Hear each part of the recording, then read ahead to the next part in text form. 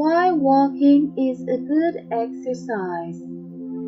Walking is simple, free, and one of the easiest ways to get more active. Walking for 30 minutes a day or more on most days of the week is a great way to improve or maintain your overall health.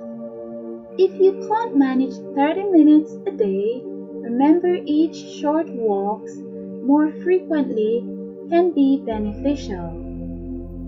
Walking with others can turn exercise into an enjoyable social occasion.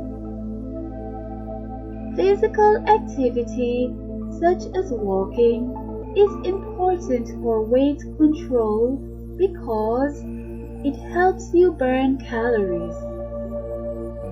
If you add 30 minutes of brisk walking to your daily routine, you could burn about 150 more calories a day. Of course, the more you walk and the quicker your pace, the more calories you'll burn. So, if you're looking for a very easy, efficient, and quick exercise, just go outside and try walking. Please like, subscribe, comment, and share. Thank you.